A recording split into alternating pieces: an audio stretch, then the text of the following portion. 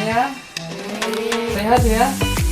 Oke, mudah-mudahan kita semuanya diberikan kesehatan ya oleh Allah agar kita dapat beraktivitas normal kembali, dan mudah-mudahan wabah COVID Corona ini segera hilang biar kita bisa beraktivitas normal kembali, dan mudah-mudahan kita semua terhindar dari semua penyakit. Amin ya rabbal alamin. Ibu, sebelum kita memulai pertemuan P2K2 kali ini, marilah kita berdoa bersama menurut agama dan kepercayaan kita masing-masing. Berdoa mulai. Selesai. Oke, terima kasih ibu-ibu. Masih ingat nggak pertemuan yang kemarin? Ayo. Masih ya? Oke. Ibu-ibu, pada pertemuan kali ini kita akan membahas tentang pentingnya gizi dan layanan kesehatan ibu hamil. Ya. Jadi nanti kita akan membahas tentang ASI, makanan pendamping, dan posyandu. Tahu ya ibu posyandu? Putra-putranya setiap bulan dibawa ke posyandu atau enggak? Ayo, iya kan? Ya. Ada di sini posyandu. Di mana? Di balai desa ya. Oke. Bu, sebelum kita memulai pada materi kali ini, masih ingat yang materi sesi pertemuan yang kemarin? Ya, tentang ibu hamil ya? Iya. Nah, masih ingat nggak tentang ibu hamil apa saja yang diberikan pada ibu hamil? Makanan tambahan, ya, makanan bergizi. Kemudian apa? Pil tambah darah. Nah, itu juga. Masih ingat atau masih lupa? Masih lupa ya? Ya. Oke. Nanti bila ada pertanyaan, silakan ditanyakan, akan dijawab oleh Ibu Bidan ya. Oke.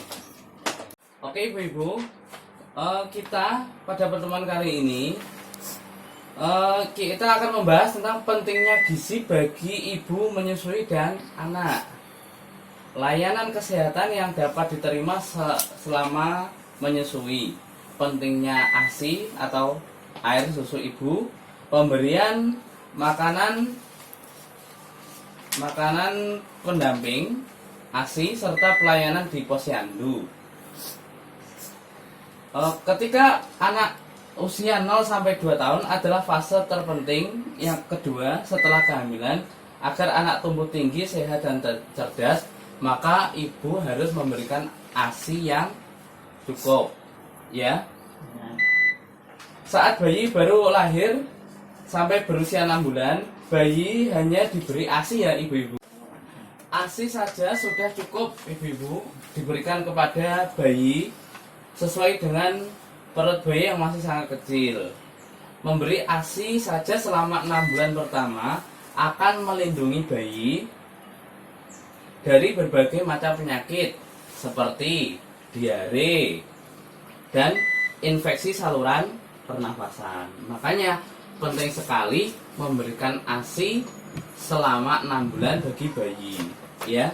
Jangan diberikan yang lain dulu atau makanan pendamping.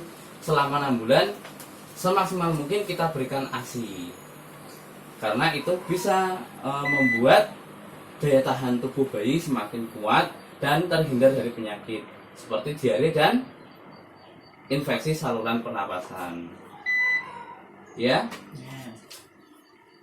ASI harus terus diberikan sampai bayi berusia 2 tahun ya ibu-ibu.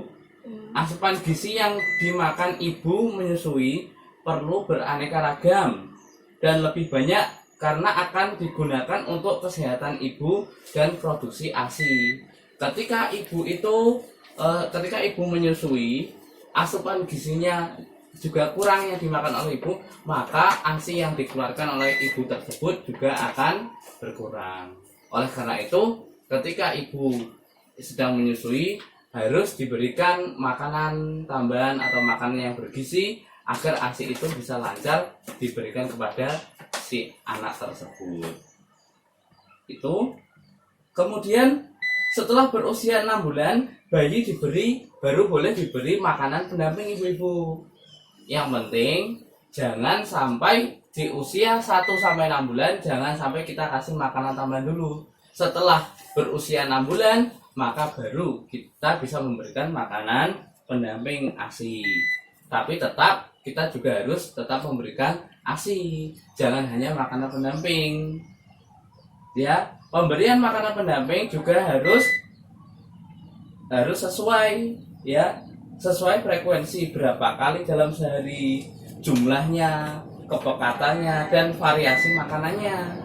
Biasanya anak-anak usia kecil itu diberikan apa? Bubur bayi ya, atau apa namanya? Kemudian kita harus secara rutin membawa anak itu ke posyandu, ya, setiap bulan untuk memantau pertumbuhan dan perkembangan anak. Ketika kita tidak membawa ke posyandu, maka kita tidak akan tahu perkembangan anak kita seberapa, tingginya, beratnya. Dan ketika kita bawa ke posyandu, maka akan diberikan apa yo? Imunisasi. Betul sekali. Oke, terima kasih ibu-ibu. Mungkin itu yang bisa saya sampaikan. Ada kurang lebihnya mohon maaf. Wassalamualaikum warahmatullahi wabarakatuh. Waalaikumsalam.